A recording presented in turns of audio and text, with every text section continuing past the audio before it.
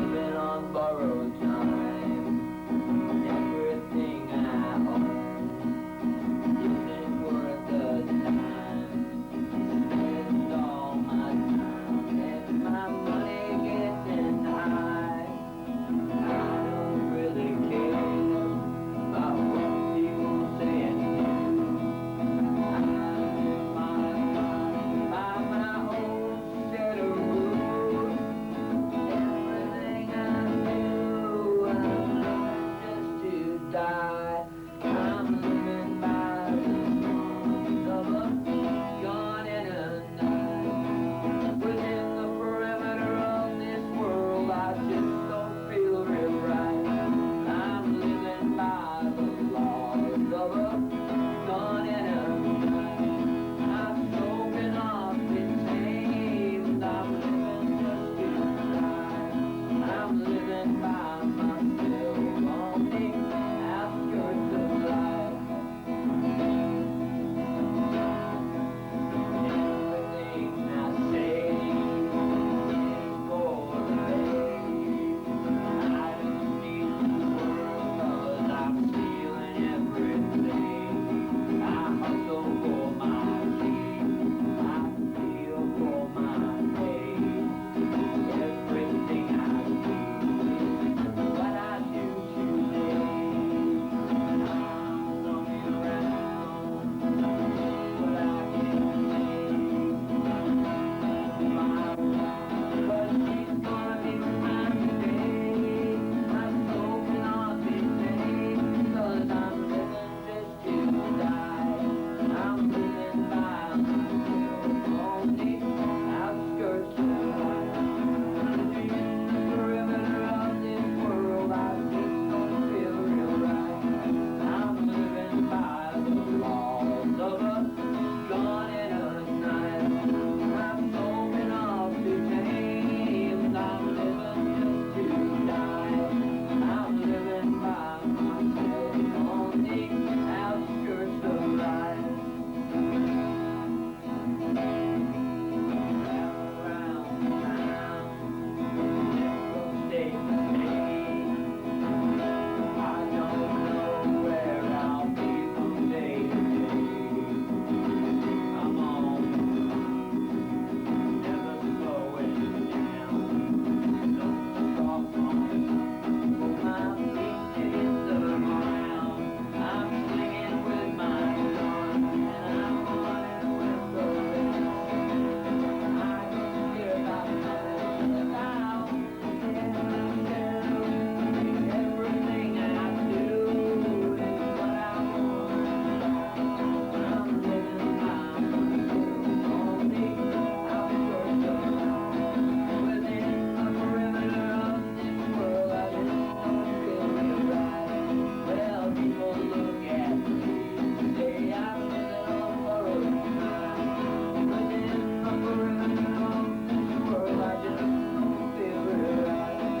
I'm living by the laws of a gun and a knife.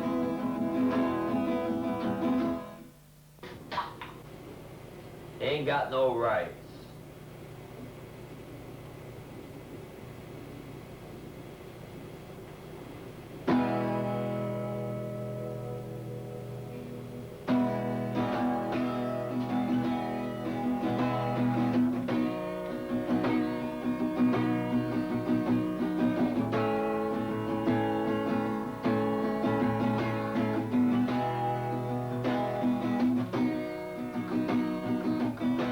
Ain't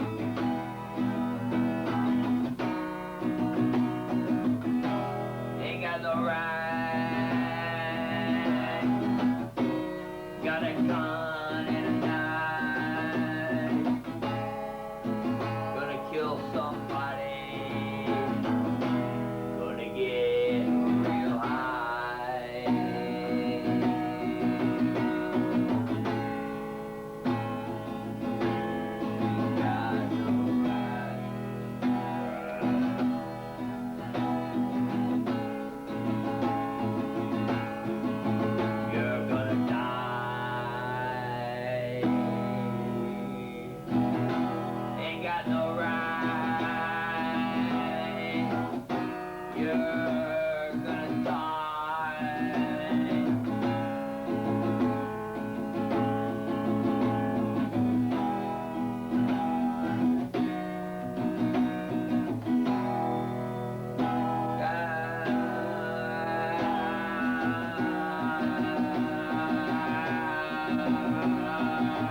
I'm gonna kill you, motherfucker, 'cause I ain't got any rights.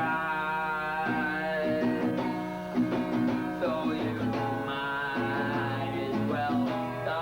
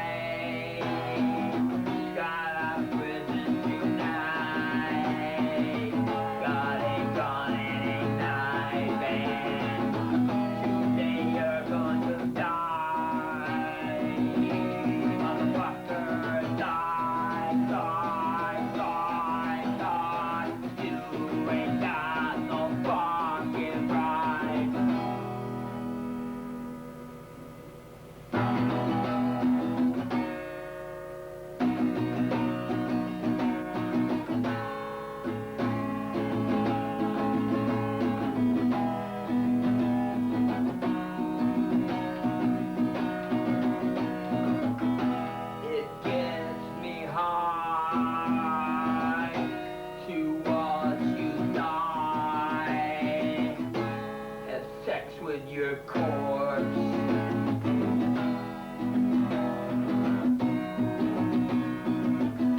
I ain't got any rights, but doesn't matter if you die. Look, but choose me anyway, so I don't care if you die, die, die.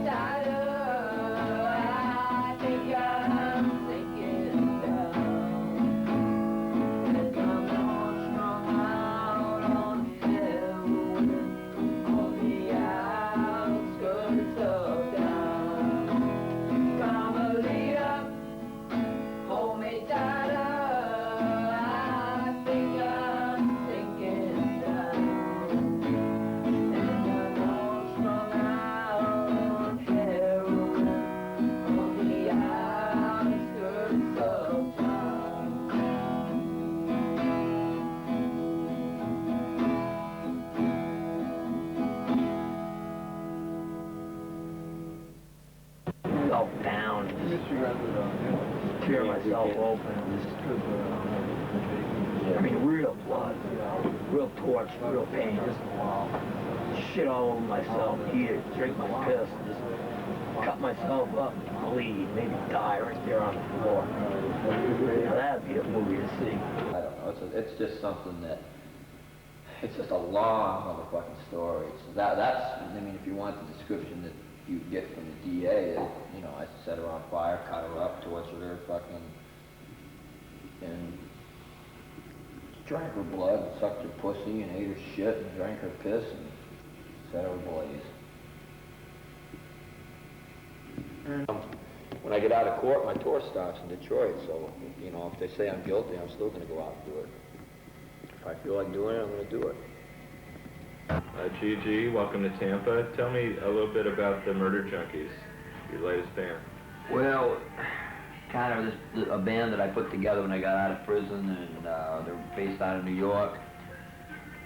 And I don't know what to tell you about them, because actually I haven't even really met them yet. They're rehearsing without me. In the meantime, I'm just going through all this other shit. It's like when I got out of prison, I had like things that I had to take care of before I could do anything, any tour, any, you know, I had to get the album done, I had to get, certain things had to be taken care of before I could even tour. So actually the Murder Junkies is my touring band, and the name of the new album is Murder Junkies, and I was done with Anti-Scene, so it's kind of confusing, because the album's Murder Junkies, the band's Murder Junkies, but the band that played on Murder Junkies isn't the Murder Junkies. It's kind of fucked up. You've had a lot of records and played around a lot of cities, kind of on and off touring. How do you get folks for your band? You have a lot of different bands. How do you get the band members and musicians? Basically, they call me up. It's like people call me all the time, like, well, we'll play with you when you come here, we'll play with you when you come there, and I got like a book. I just write everybody's name and number, and I'm like, well, when I go to that area, I'll call him and see what he can do, and I'll call him and see what he can do, and it's like... So you got a band in every state, huh? Well, at one point, I had a band everywhere, and if I didn't, I'd find one, and if I didn't have a band, I'd do the show alone, so it was, I mean, I can do shows without a band, sometimes more intensely than I can with, but, I mean, to me, I don't worry about the band. I set up the show, I mean, the band, sometimes we'll have a show 2 weeks away, and I won't even have the band yet. I'll be like, well, I can get that next week. But I always seem to get it, you know. It's like, and I don't want to be too well rehearsed. I don't want things to be real predictable. It's like, I want to get the set down, and I tell the band, well, I'm going to do my thing, and you do your thing. You know, you got to follow me as best you can, and you got to do whatever you got to do. But you know, it's just whoever's ready at the time will play. You know, people always say they're going to play, It's like, you know, when the time comes to play, you know, if you're ready, you're playing. If you're ready, you're playing. If you're ready, let's go and do it. It's like, no, I mean, nothing's really for sure with any band. I noticed in press clippings there was a show that was, it was like an open mic night at a club, and you guys just walked in. Mm-hmm. And do you have a lot of problems setting up shows? Do you do a lot of impromptu shows like that? Well, we have a lot of problems setting up shows because clubs don't want to book us. So our tours consist of going from like Ohio to Florida, and Florida to Texas, and Texas to San Francisco, and Seattle, and to Chicago. It's not like we'll play cities and towns real back to back and close to get to the next place. It's like when we do a tour, there might be 6 gigs, but we might hit every part of the country in those 6 gigs. And we, you know, it's like, fuck it, we don't care. We got it. I mean, if that's what I gotta do, that's what I gotta do. You know, if I can get the shows, then fine. If I can't, you know, I'll have people call me, can you be in Missouri next week? I'll be there. You know, if I can get there, I'll be there. And I just got, you know, I live in a room and I got a suitcase and everything fits in it. And it's like, well, can you get me a band? If you can't get me a band, you know, I'll try to throw together something and I'll get out there. We'll take a Greyhound or whatever, you get us some equipment and we'll be there. It's very, the tours are so unorganized, but they're so great because it's so spontaneous, and you know, whatever we're doing during the day, whatever's happening during the tour reflects on the stage that night. Sometimes things completely fall apart. And the main thing is what I do. It's like my interior depths. I go off on the audience on my moods. It's sort of like therapy for me on the stage. So the band is, I mean, it's important that the band is doing their job, but the main thing is I'm getting it out, I'm getting, you know, I'm getting everything together inside, and I'm just going out there, and it's like a war to me. And I set the whole room up, and it's, you can feel the tension in the air. It's not like you come to a show and you sit there and you're like, you know what's going to happen. Most bands do the same thing every night, and everything's like so perfect. When you come to a Gigi show, you just don't know what to expect. Is he gonna play 5 minutes, 15, an hour, or a fucking hour and a half, a minute, or what? It really all depends on the mood that I'm in, but the tension is real thick, and there's just like lots of blood, and people getting fucked up, and just anything goes. It's like no limits and no laws. It's like the main rule to a Gigi show is there are no limits. Whatever happens, happens, and if you get caught in the crossfire, well, tough shit, you know, it's just what you got. It makes it interesting. I mean, the shows are unforgettable. They're like, it's not just a show, it's sort of, I can't even explain. It's sort of like a war, a battle. It's an intense evening of you know, whatever the moods are in the room, and then the confrontations between myself and the audience. I read that you see the audience as your enemy. Yeah, the overall picture, I mean, I see everybody as my enemy. I mean, I don't have friends anyway. I mean, I walk around Michigan, I walk around, I mean, everywhere I've lived, people hate me, and I don't hang out with people. I just do my thing and fuck everybody else. I look after myself, and, you know, I use whoever I gotta use to get wherever I gotta go. And my whole thing is, you know, my drive and my mission is so important that, like, I got to just be full speed ahead like a locomotive. And if people are with me, they're with me, and when they fall away, they fall away, and it's like I don't look back, they're gone. You know, it's like bands, they'll be there for a minute and they'll be gone, and then there'll be another band that'll be gone, and I'll just keep going. So, you know, the whole world is my enemy, so the audience is my enemy, and that's how you can weed out who's there just to be a spectator and who's there to actually become an ally once the show's over and just, you know, back what you do. It's kind of a separation, because a lot of people come just to see what it's all about, and those are the people. I mean, because I go off on everybody. I don't see faces, I don't see individuals, I just go out on the whole audience. It's just a target. You mentioned your drive, your mission. What's your mission? My mission is just to completely put danger and fear back into rock and roll. I mean, the overall picture is I destroy rock and roll and rebuild it in my name, but the whole thing is, the industry is so, I mean, everybody's climbing the corporate ladder. The underground is the underground, and bands are outrageous for the fact to be outrageous, only to get a name and then sell out. You know, we'll get people to know us. I mean, it's like where other people leave off, I accelerate. It's like people go so far, and then they go here. It's like, I just keep going and going and going. I've had, you know, probably a million opportunities to go the way that, you know, people like Henry or Jello or some of these guys are going. I'm just like, man, I just gotta keep I gotta keep the danger. I gotta keep this G.G. Allin. You know, it doesn't have to be real professional. The attitude's more important, really, than anything else, and that spontaneous, violent mood. It's you just can't. You come to the show, you don't know it. That's the way it's got to be. So I'm just there to put that dagger in the music industry. And the thing is, the music industry hates me. They fucking hate me, but it's like they can't stop me. It's like they keep thinking, well, he'll go away. They told me 13 years ago, well, forget him, he'll go. And it's like he never goes away, and he keeps getting. And my fans just seem to get. I get more of a following all the time. It scares them, because I'm taking money away from money that they'd be spending on major records, and they can't figure it out. But the thing is, if you believe in it, and more than anything else, and if you're willing to lose everything to get where you gotta go, and the main thing is I believe I live real cheap. I don't pay bills, I don't work, I don't have relationships, I don't have friendships. My whole thing is I live for myself. The mission is like, and you can't be stopped if you're in that position, because nothing can take away from it. It's like if I had a girlfriend you know, that might slow me down. If I had a lot of friends, that might slow me down. If I really gave a fuck about what this person thinks, that might slow me down. It's like, the only thing I think about is what I gotta do, and if you're there, you're there, and if you're not, then you're gone. So I think that's why I can keep going without, and the government wants to stop it, and everybody, you know, everybody kind of wants to put a stop to it, but I don't owe anybody. I don't owe bills. Everything I own will fit in a suitcase, so I can just go and go and go and do what I gotta do and do all this shit and just get away with it. Well, there are a lot of people here in Tampa and other people across the country that help you out, help you get shows and stuff. Yeah, I mean, there are people. You know, a lot of it, like I said, is curiosity. Some people have seen it and believe in it, and it's, you know, you gotta get the shows. You gotta get, that's why I do these in stores, because it's great. You gotta get the records out. I'll sell my I mean, if I gotta sell the fuckers for 50 cents, I'll sell them. A dollar, whatever. I gotta get those records out. I gotta get people to hear them. I gotta get this message across. And I gotta make people buy my records and not buy anybody else's, because, you know, we don't make a lot of money, you know, maybe more now only because I'm getting more, but I'm still, compared to most bands, I'm making virtually nothing.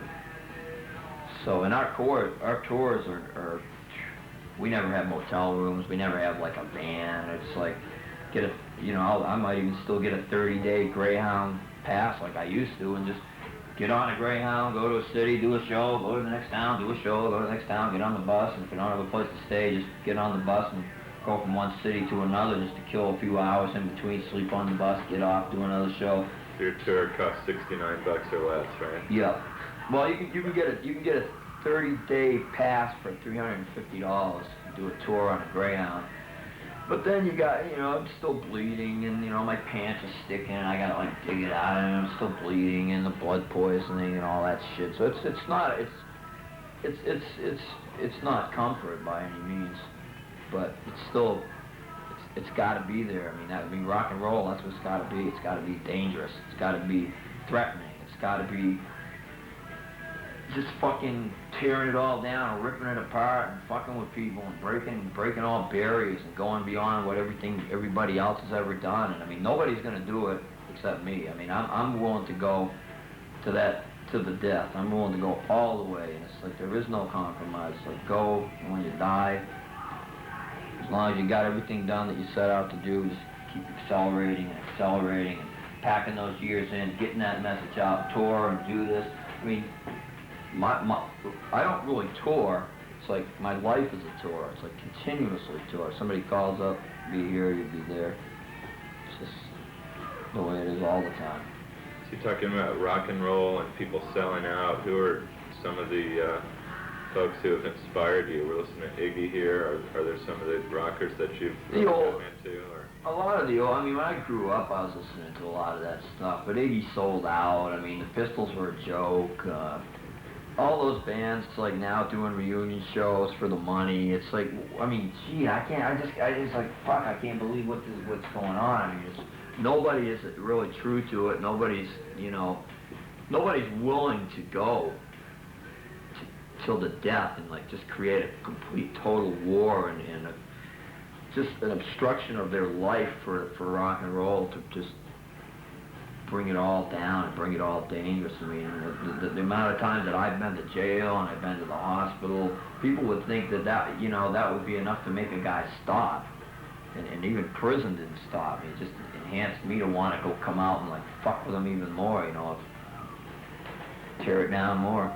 Can you think of anybody that's gone as far as you have? No, I can't think of anybody now that I even like. I mean, I don't buy records anymore. I can't think of anybody. No, I really can't. It's like, I mean, even some of the so-called underground bands now are playing arenas and big places, making big money. You got tour buses, and they're trying to say they're underground, but they're playing that game. Nobody is completely doing what, I mean, just going out there and just, so what? You won't book me again? You don't like me? I don't give a shit. I'm gonna knock the shit out of you anyway. Fuck it. You put me back. Do that. I just don't care about it. I don't care about any of that shit. It's not important to me. The most important thing to me is just going in there and bringing myself, bringing my life, the street, what I go through, bringing it on that stage, bringing that tension, and knocking the shit out of that audience. And that's it. Tell me a little bit about being in jail and Ann Arbor? How'd that all come about? Oh man, that's a long story.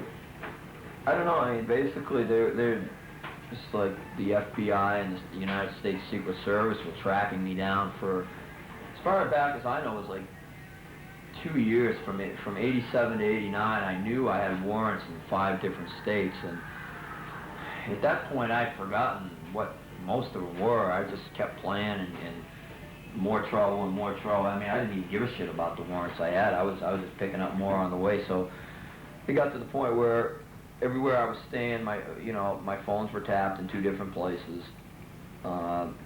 They went to my record company. They went to like people that I lived with, the United States Secret Service. They were looking for me, leaving notes on doors. They even arrested a kid who had the same name as I did. Went and handcuffed and thought, I mean, they were just, and I wasn't really sure why. I thought maybe it was a suicide thing and the fact that I was advertising. I knew I had warrants, and you know, I've been arrested so many times for what I'd done. I figured, well, you know, maybe they're just checking it out, and I was apparently wasn't quite sure why the Secret Service was looking at tracking me down. But I knew they were, and I knew they were getting close, but they couldn't find me. At that point, I was living in a car. I was living on a rooftop. I was just living from town to town, and didn't even have a permanent address except for what was in my suitcase. My permanent address was a car, or if we were on the road, either Toyota, or was sleeping on the roof in Muskegon at it's called the Ice Pit. I'd camp out up there, and just, you know, we traveled so much that, you know, it wasn't even, I mean, I figured they're never gonna fucking catch me. But when I knew when they arrested that kid in Muskegon, and I knew that I was calling people and, like, you know, what's going on, you know, the FBI was here today, and shit, what I did is I was planning on moving to San Francisco. I figured that the West Coast was the place I had less warrants, so I set up a mirage show. Figured everybody, it was in somebody's house. I said, let me use your house for an address. Put up flyers.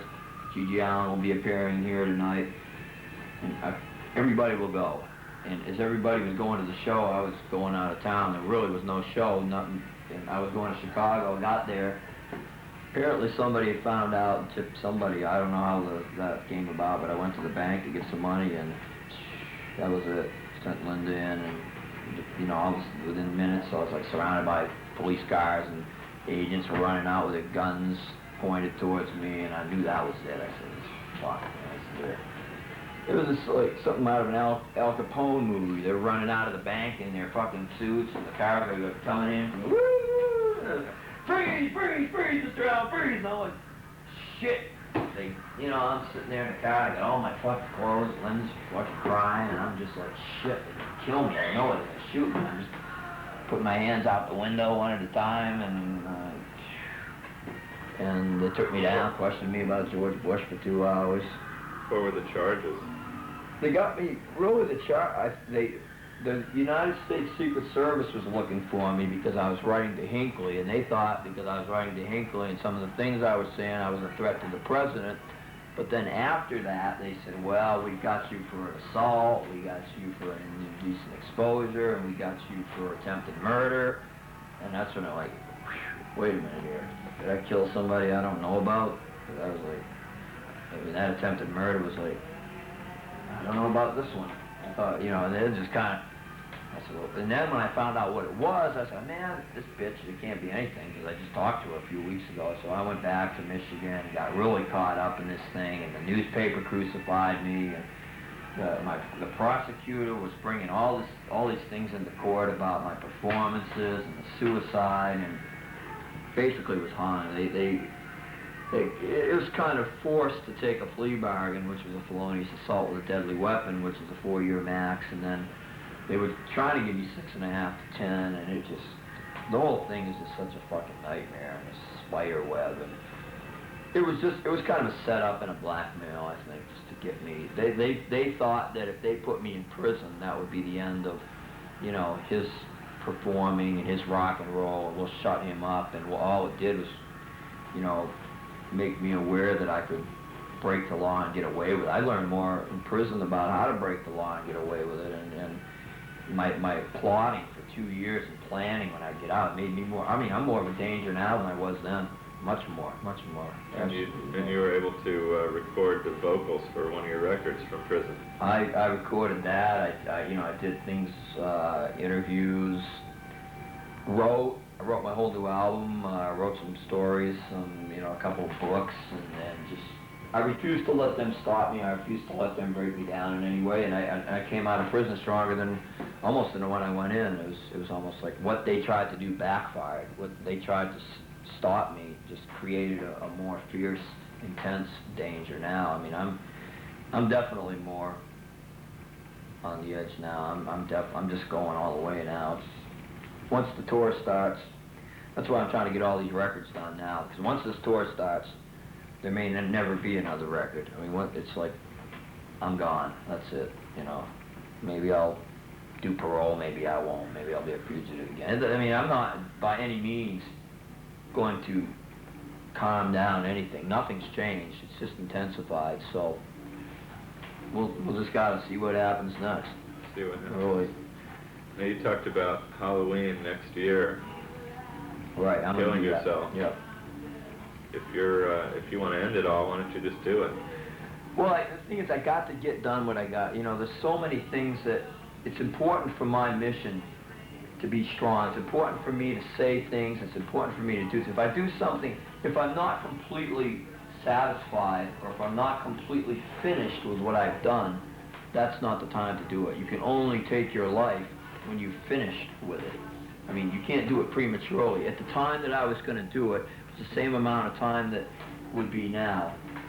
So I was prepared during that time, and now I've got the album done. I've got the tour for at least 18 months. I still got things to do. I still got some revenge to take care of. I still got some business to deal with, and I still got some things to say. And I know I'll get it done, because I can pack a lot of time in a short period.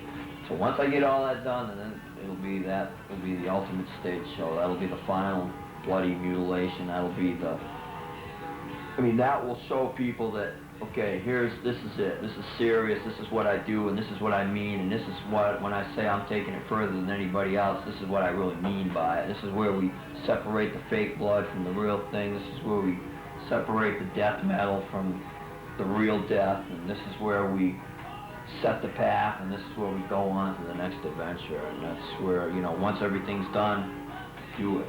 Don't stagger, don't linger, don't go on and be a lame, boring band like everybody else. Say what you gotta say, do what you gotta do it quick, and get on with it. And don't shoot yourself, because suicide could probably be quite an exciting thing, and being dead really will probably be better in the next life than this one anyway.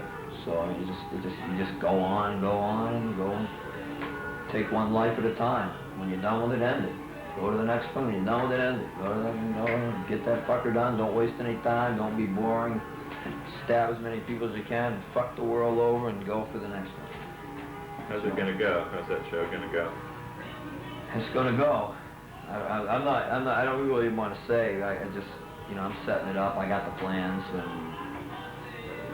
I don't want to say. I just want people to show up and they'll have to see it for themselves. Sure.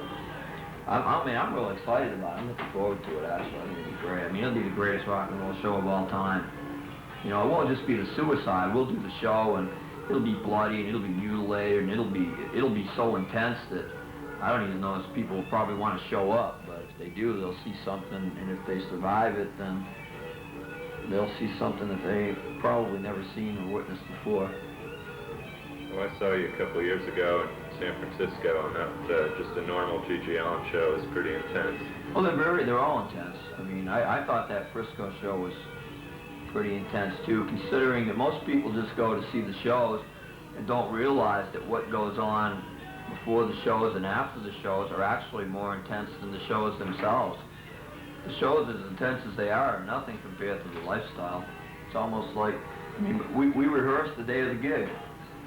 We tried to get, the Drug Wars were a band that I could not get together with because everybody in the band was a junkie, and at that point I was, and we tried to get rehearsals together, and every time we'd go to a rehearsal nobody would show up, and then if they showed up I wouldn't show up. So I spent that whole 2 weeks in San Francisco just flying high out of my mind, So when we did the show, we rehearsed. It went well because the band was just, everybody was in their own frame of mind and just did what they did, and it went well. But after the show, was, you know, I got blood poisoning and went to the hospital, and I'm staying with this girl, and I didn't even realize I had blood poisoning. I had slept with these 3 girls that night in a bed. And I woke up in the morning, and I woke up and I looked at this blood all over the bed. I mean, there's blood everywhere. The girls are waking up, and I was like, what's going on? There was like blood all over the sheets. I got up, I looked at my foot, it was swollen, I couldn't put my boot on. I didn't think nothing of it, got high, was smoking some joints, shots of coke, some speed. And that night I'm just sitting there on a couch, and I had this blanket wrapped around me, and there's like all these people sitting in a room, and I'm just like sitting there shaking. And I didn't even know what the hell was wrong with me. I was just sitting there shaking. I thought maybe it was drugs kicking in. The next day I woke up and I'm drooling on myself, and I was limping, and I was just fucking falling over. I gotta go to the hospital. And I tried to get back to Chicago, and I just barely made it. The doctor said if I'd have been 3 or 4 days longer, man, I could have died. I was, you know, upwards to 100 and fever. And, I mean, that's a common thing. I mean, that's happened to me so many times. It's just 1 in a million. So, I mean, the before and after shows, rehearsing with the bands, or trying to rehearse with the band, or trying to deal with places. It's not like, okay, we're going to do a show, we're going to go to a Holiday Inn, we're going to have a nice place to sleep, we're going to have a sound check, everything's going to be set up, we got food platters. It's like, where are we going to stay? Shit, we got to break into a place tonight. Where are we going to stay? Where are we going to rehearse? What band are we going to use? You know, that's why when people come to see me, if my band sucks, and, you know, fuck it, it's like, who cares, man? We've been through so much shit just to get here. You're lucky we even made it. I mean, it's not like, so what if we suck? We're here, you know? I'm thankful. So it was really tough, you know, going around the country in a little Toyota, freezing to death, no heat, no brakes. You know, 7 people riding around with equipment stacked on each other, taking shifts in the front. We virtually broke in apartments and places to stay, stealing shit. We stole a PA one time in Connecticut, sold it for $100. You know, out of this club, the guy let us stay there, and the night we packed the shit in the back and just took it off, and like, give us $100, it's yours. Guys, we never play there again. But that's how we toured. It was just anything but a normal tour. I mean, most people would just not want to do that. It would be like, we're not making money and we're not eating, and you know, it's like G.G. Allin is the basic training for rock and roll. You know, I've played with them all. Kramer, Thurston Moore, all these motherfuckers, you know, I've played with them all. Who are some of your other idols or interesting people? I don't have any idols anymore. I know I'm the guy. I'm that guy. I'm the one. You know, it's nobody that's going to do what I do, so I mean, I don't have to idolize anybody. I mean, people that I used to idolize, I look down on now. It's like, they stopped. They're not doing shit. You know, I thought the Dead Boys were great in their prime, and they gave up, and Johnny Thunders was cool, and he got really pathetic at the end, and like, all these great people that just should have kept going, you know, fucking keep going. So what, you're a junkie, you're getting high, you can still keep going. You know, I do. You can't stop at one album and try to live off that forever. You know, and a lot of those bands, that's what they do. It's like, man, my albums get more intense as I put them out all the time. So I can't really have any, I don't have any idols. I don't really respect anybody at all, and especially bands today. It's just real lame. Where'd you grow up, Gigi? What was it like? It was pretty weird, you know, a lot of like moving and changes in the family, and my main thing is I mean, I've been in a band since I was in the 5th grade. I've always been in a band. There hasn't been a time in my life I haven't been in a band. Even way back then when I was playing. So, no matter what happened around me, it was the band. And it's been like, it's never changed, you know, from the 4th grade till now. It's just intensified. I knew it's the band, and that's all there was. And whatever happens around me doesn't matter, because it's the band. So let whatever happens. And a lot of shit happened, you know, way too much to really get into. But the band was just, that was it. So, and now I'm still doing it. So it was meant to be. You're planning on doing some recording here in Florida, and I know you've got some other contacts here. How's that going to go? What's going to come of your Florida trip? I think when I got out of prison, my main thing was get the album done.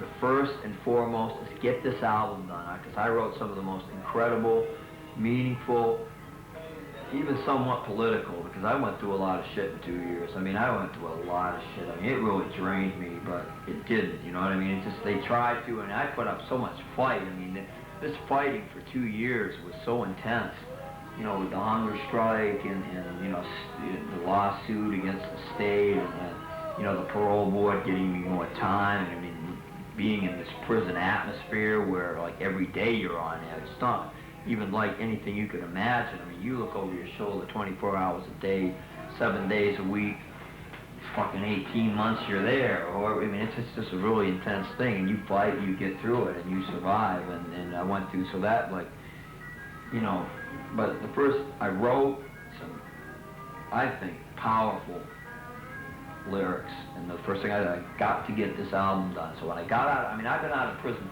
4 months, I got a record out in Paris, I got a record out in Japan, I'm doing this thing, I've been everywhere. I mean, people look at me like, you've only been out 4 months, and I'm like, and look what I got done. Most bands take a year to do an album, but man, I work fast, 'cause I get the job done. Because, you know, time is short for me. I got to work fast, and my records are great. They're great. They're better than anybody's records, and I can do them just like that, because the feeling's there. And then I thought, well, okay, now I got everything done. I've done this. I took care of business. I got this thing taken care of. All the shit that I knew I had to get taken care of right when I got out. It's like I didn't waste any time. First day I was out, I went to work. And then Mark called me up. So I told him, I said, I want to do this project that I've been wanting to do for a long time. So get some musicians together, tell them what I want, and try to set it up. So he called me back and got the musicians and come to Florida, and here I am, got the plane ticket, and I mean, they paid for everything. I haven't spent a dime, so it's great for me, you know. I can do this record for free, and it's great. You made $200 today. Yeah, I made $200 a day. This record will be great. It's something I've always wanted to do, is this acoustic record. I mean, I like doing that kind of thing, and the thing is, it's still a Gigi record anyway, so it's not just your basic acoustic record. I mean, it's not going to sound like anything that anybody's doing now. It's going to be completely a Gigi Allen record, but, you know, all my records vary a little bit, depending on who I'm playing with. But you're known really for your show and all the things you do. Well, you know what? But the thing is, the show is so emphasized with the shit and the blood and the war. I mean, people are so fucking, I mean, they're so drilled into their head about the show, which is not just hype. I mean, because it's proof, it's there. I mean, probably there's been more fucking bloodshed in Gigi Allen's show, in one show, than most bands in a lifetime. But the whole emphasis is on the show. I don't think people listen to the records, because the records are good. I mean, I've had some great bands, I think, and I think that some of these bands can really play, and we've written some great songs. There's no doubt. If you go back and listen to some of these records, they're classics. But people can't seem to see beyond the show, which the show is important. But when I'm in the studio, the records are important. For me, the lyrics are very important. Well, I really appreciate your spending the time with us here. And you think you're going to be playing down in Florida anytime soon, next year? I'm sure we'll play here within the next 4 or 5 months. No guarantee, but I'm sure it'll happen. People seem to express interest in it, so yeah, I think it'll happen. We'll catch you in the next 4 or 5 months. All right. The god of fire and hell, I'm the son of evil, the one you'll never know. And I look into your eyes, you only cry for help. I want to paralyze you, 'cause I only love myself. But when I was reborn, from the day I fucked the devil, nothing will come close to me, because I am immortal. Many lives I've lived, and many times I've died, but my soul cannot be stopped as it's on an endless ride. As I look into your eyes, you see an icy stare. I want you to bring it to your knees, destroy your life right there. Put your hand in mine as I take you for a ride. You see your life is stripped away, 'cause today you're gonna die.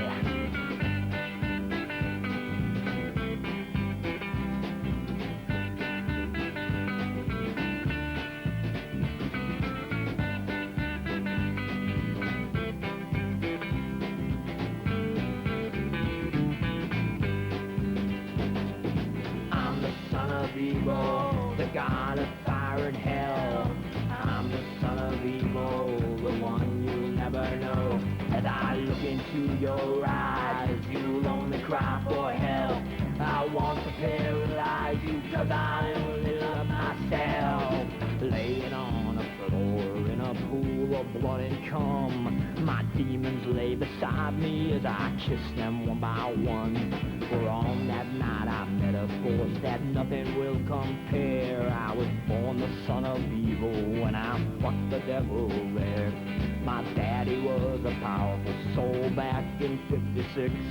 My mother was a virgin when she first felt his foot. Then on August 29th, baby Jesus Christ was born. An alien to the world he was set out to destroy.